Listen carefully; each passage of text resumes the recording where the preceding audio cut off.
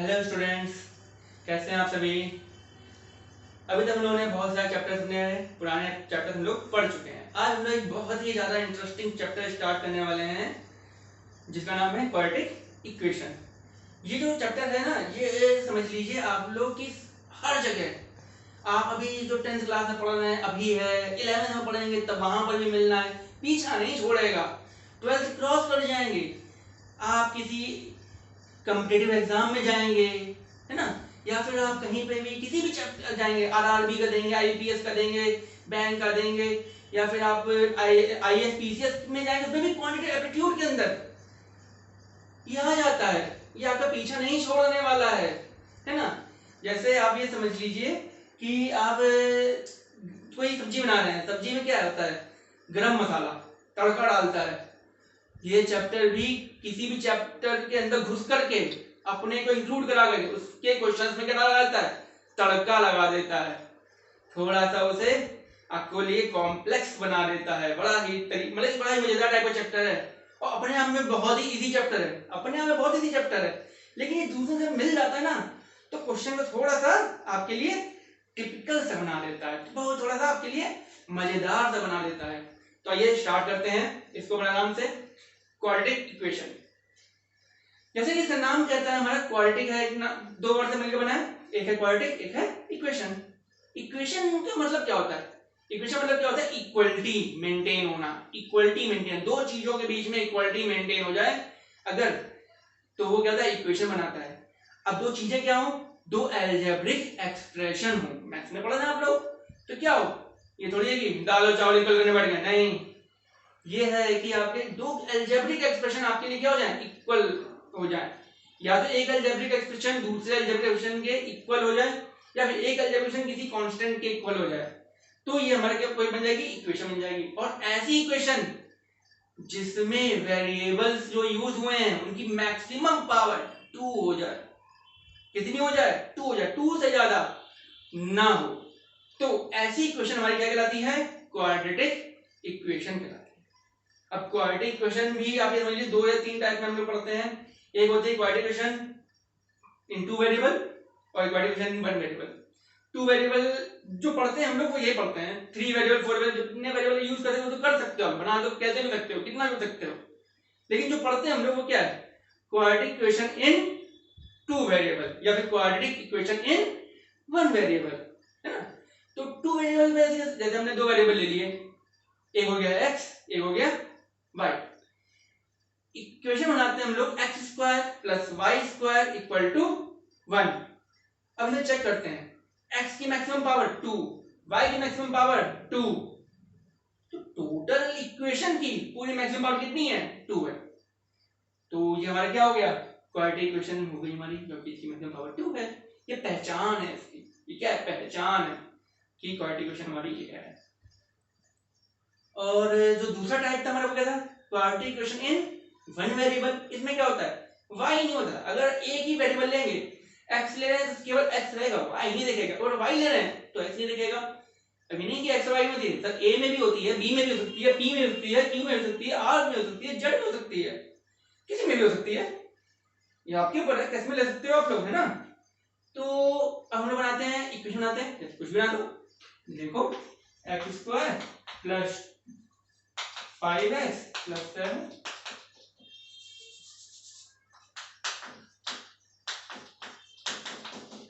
ये बन गई हमारी इक्वेशन। ये भी क्या है, क्वाड्रेटिक इक्वेशन है, क्यों, x की पावर 2, ठीक, x की पावर 1, यहां इस बार है ही नहीं मतलब 0, मैक्सिमम पावर कितनी है, 2 है, हो गई क्वाड्रेटिक इक्वेशन। और अब आगे बढ़ते हैं हम लोग, देखिए इसमें क्या है, solution of quadratic equation and formation of quadratic equation. ये एक ऐसा चैप्टर है जिसमें हम लोग जो आपको पढ़ाते हैं वो क्या करते हैं, पहले सॉल्यूशन करना सिखा देते हैं इक्वेशन को, बाद में उसको बनाना सिखाते हैं। अधिकतर जितनी चीजें पहले बनाना सीखते हो तब तो उसको सॉल्यूशन करना सीखोगे, और पहले इसमें क्या करते हैं, सॉल्यूशन निकाल देते हैं। अच्छा, हम लोग एक मेन बात पे आते हैं, solution of a quadratic equation. Solution का मतलब क्या है, इसमें सॉल्यूशन का मतलब ये होता है कि x को, इसकी इक्वेशन को ऐसे सॉल्व कीजिए कि x की क्या वैल्यू रखी जाए कि वो उसको क्या कर दे, सेटिस्फाई कर दे। हमें x की वैल्यूज निकालनी है। क्या निकालनी है? x की वैल्यूज निकालनी है, उसको सिंप्लीफाई करना है। तो इसकी सॉल्यूशन को करने के दो मेथड हैं। पहला जो मेथड है वो क्या है हमारा? Simple factorisation method. पहला जो मेथड है वो क्या है हमारा? Simple factorisation method. और दूसरा मेथड क्या कहलाता है हमारा? By Shridharacharya rule. Simple factorisation method क्या कहता है? क्या करिए आप? फैक्टर्स करिए और जो इक्वल टू में है जीरो कर लीजिए। एक बार पहले फैक्टर को जीरो करिए, दूसरे फैक्टर को जीरो करिए और x की वैल्यू निकाल लीजिए। श्रीधराचार्य रूल क्या कहता है? जैसे आर्यभट्ट ने जीरो दिया, सब जानते हैं है ना, आर्यभट्ट ने जीरो दिया, वैसे हमारे श्रीधराचार्य ने भी क्या दे दिया? एक अपना रूल दिया। क्या निकालने के लिए? x की वैल्यूज निकालने के लिए। श्रीधर रूल कहते थे हमारा x इक्वल टू क्या होता है हमारा? Minus b plus minus under root b square minus 4ac upon 2a। जबकि क्वाड्रेटिक इक्वेशन क्या रही हो? ax square plus bx plus c equal to 0। ये कहलाती है भाई general quadratic equation. General quadratic equation कभी भी लेट करनी हो, ये मानना ax square plus bx plus c equal to 0 क्या हमेशा के लिए होती है? x का कोएफिशिएंट a, x का कोएफिशिएंट b, बिना x का c इक्वल टू में क्या है? 0 है। और अगर कोई हमें इक्वेशन मिलती भी है तो उसको भी किस फॉर्म में लेकर आएंगे? अपने जनरल इक्वेशन के फॉर्म में। मतलब इक्वल टू में क्या होना चाहिए? 0। क्या समझना है? मैं बात समझ में है सभी को? मेन कॉन्सेप्ट क्या पकड़ा था हमने? यहाँ हमें अपनी अप्रोच क्या करनी है कि इक्वल टू में 0 लाना है। फर्स्ट अप्रोच इक्वल टू में लाना है 0। इक्वल टू 0 लाना मतलब कि x स्क्वायर सारे कोएफिशिएंट बाय x के सारे कोएफिशिएंट और बिना x के सारे कोएफिशिएंट सारे के सारे एलएचएस में ही हो जाए। सब एक तरफ कर लो। सबसे पहले x स्क्वायर और उसके इनटू इसका कोएफिशिएंट प्लस फिर x एंड उसका कोएफिशिएंट प्लस कांस्टेंट टर्म्स। ये हो गया हमारा क्या? General form of a quadratic equation. तो जब ऐसी हो किसी भी इक्वेशन को इससे कंपेयर कराइए, a b c की वैल्यू निकालिए और इस फॉर्मूले में पुट कर दीजिए, सॉल्व करिए, आंसर आ जाएगा। ये हो गया हमारा क्या? श्रीधराचार्य रूल। जिसमें कि ये वाला जो अंदर वाला पार्ट दिख रहा है आपको, ये वाला बी स्क्वायर माइनस 4ac, जो आपको ये बी स्क्वायर ये जो दिखा ना बी स्क्वायर माइनस 4ac, इसका नाम है, स्पेशल नेम है भाई। क्या नाम है? Capital D. इसका स्पेशल नेम है कैपिटल डी। कैपिटल डी माने डिस्क्रिमिनेंट। बड़ा ही खतरनाक सा नाम लगता है सुनने में, डिस्क्रिमिनेंट, है ना? पर इसका काम बहुत कमेरा है। ये बड़ा कमेरा है, बहुत चीजें बताता है।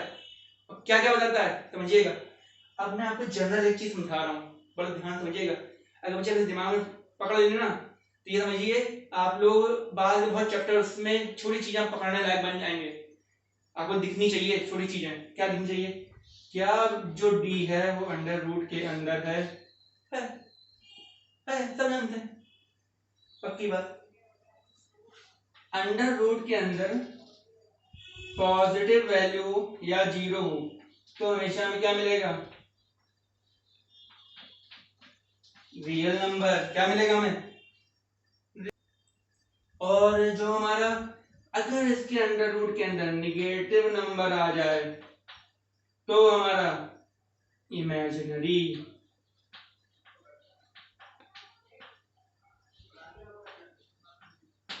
क्या मिलेगा मुझे? इमेजिनरी नंबर मिलेगा।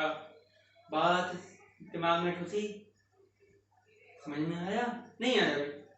भाई अंडर रूट दो टाइप के नंबर होते हैं, बात समझ लो। अब यहाँ देखो मैं कहाँ कहाँ अपनी जड़ें फैला रहा हूँ, इसकी जड़ें कहाँ कहाँ तक घुसी हुई हैं। सबसे पहला चैप्टर कौन सा पढ़ते थे? नंबर सिस्टम पढ़ते। नंबर सिस्टम सबसे पहला साइड आता था नेचुरल नंबर, फिर होल नंबर, फिर रेशनल नंबर, फिर natural number, whole number, rational number, फिर रियल नंबर और उसके भी आगे imaginary number. Real plus imaginary complex number. समझ में आ रहा है? कहाँ तक पहुंच गए हम? यहाँ से उठ के पहले चैप्टर पे आ गए। आपको जरा पहले चैप्टर पढ़ाने लग गया मैं।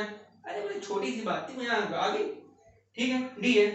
अब ये जो डी है वो किससे कनेक्टेड हो गया? ये यहाँ से कनेक्ट हो गया। देखो ये घुमा, इसका चक्का घुमा घुमा घुमा घुमा घुमा और कहाँ पहुंच गया? नेचर ऑफ रूट्स में पहुंच गया है ना? तो डी की जो यहाँ से शो हो चुका है वो नेचर ऑफ रूट्स में आ चुका है। नेचर ऑफ रूट्स कैसे निकालेंगे? अब रूट्स, हाँ देखो यहाँ पे एक वर्ड आ गया रूट्स। घूमते घूमते घूमते घूमते यहाँ पहुंच चुके हैं, पहुंच गए। अब यहाँ पे आगे स्टार्ट कर देते हैं। अब यहाँ से इसकी स्टार्ट करते हैं, फॉर्मेशन ऑफ इक्वेशन करते हैं। इक्वेशन फॉर्म कैसे होती है? जैसे सॉल्व होती है उसको उल्टा कर दो, उसको उल्टा कर दो। जैसे हमने आपको कहा x square plus 5x plus 6 equal to 0, x minus 2 x plus 2 x plus 3। इसको इक्वेशन फैक्टराइज की क्वाड्रेटिक इक्वेशन है, सब जानते हैं क्वाड्रेटिक इक्वेशन है ये हमारी, मालूम तो है ना ये क्वाड्रेटिक इक्वेशन। क्यों? मैक्सिमम भाग नहीं 2 पकड़ लिया, आगे बढ़े फैक्टराइज किया x plus 2 x plus 3 equal to 0, solve करो आ जाएगा। x की वैल्यू क्या निकलेगी? एक बार -2 निकलेगी और एक बार -3 निकलेगी, दो वैल्यू निकली।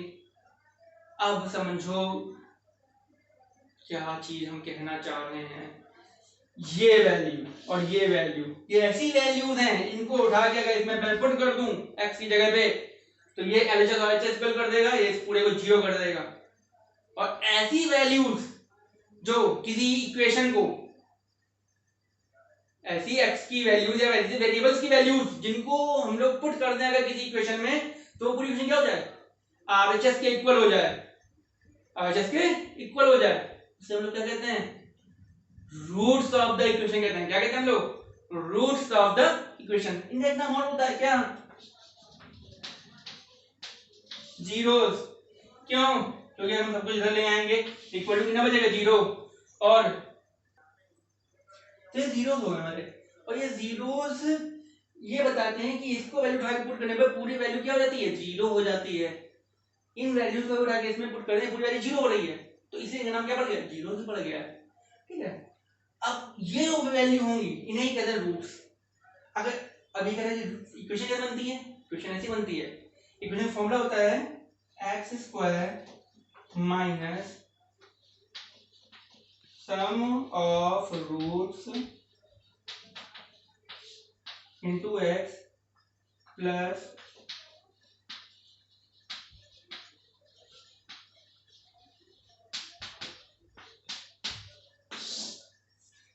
ये होता है। क्या होता है? X square plus minus sum of roots into x plus product of roots equal to 0। ये हो गया हमारा क्या? ये हमारा है इक्वेशन का फॉर्मूला। अगर हमें रूट्स मालूम है तो हम इक्वेशन निकाल सकते हैं, जीरोस मालूम है तो हम इक्वेशन निकाल सकते हैं। -2 और -3 मालूम है तो हम ये इक्वेशन निकाल सकते हैं। कैसे निकालेंगे? यहां रखेंगे x square minus sum of roots -2 -3 -5 into x, -5 into minus plus 5x, ठीक, plus -2 into -3 plus 6 that is equal to 0। बहुत इजी है। आगे आते हैं हम लोग इधर, हमें क्या करना था? यहाँ पर नेचर ऑफ रूट्स पे आते हैं। रूट्स निकाल लिया भाई, समझ में आ गया रूट्स इक्वेशन कैसे बनती है, ये भी समझ लिया हम लोगों ने। बस अब बचा है रूट्स। रूट्स क्या हो? ये नेचर निकलता है। जो डी था, अगर डी हमारा ग्रेटर देन 0 हो जाए, मतलब 0 से बड़ा हो जाए, ग्रेटर देन 0 मतलब क्या हो गया? 0, डी ग्रेटर देन 0 हो जाए, मतलब कि बी स्क्वायर माइनस 4ac ये भी ग्रेटर देन 0 हो जाए, या फिर बी स्क्वायर की वैल्यू 4ac से बड़ी हो जाए। अगर ऐसा होगा तो इसको घटाने पर पॉजिटिव वैल्यू आएगी, अंडर रूट में पॉजिटिव वैल्यू बनेगी और हमें क्या मिलेगा? रियल रूट्स मिलेंगे, साथ में डिस्टिंक्ट भी।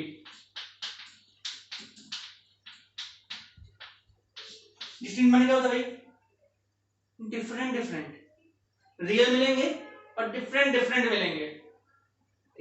आगे आते हैं, d इक्वल टू 0 हो जाए भाई, यहाँ ग्रेटर देन इक्वल टू लगी हुई है, d इक्वल टू 0 हो जाए तो क्या होगा, b square minus 4ac equal to 0 हो जाएगा और B square equal to 4ac हो जाएगा। इस केस में हमें मिलेंगे आपके रियल तो मिलेंगे क्यों, अंदर रूट ये होता है minus b upon 2a, minus b upon 2 मिलेगा, लेकिन मुझे एक ही तो मिल रहा है, दूसरा कहाँ गया, दोनों ही माइनस बी अपॉन 2a होंगे, दोनों ही माइनस, तो दोनों आपस में क्या होगा, इक्वल होना है, तो साथ में लिख लो इक्वल रूट्स। अब लास्ट बड़ा हो गया, इक्वल हो गया, क्या बचा छोटा, तो छोटा भी कर दो, d less than equal to 0, b square less than equal to 4ac imaginary,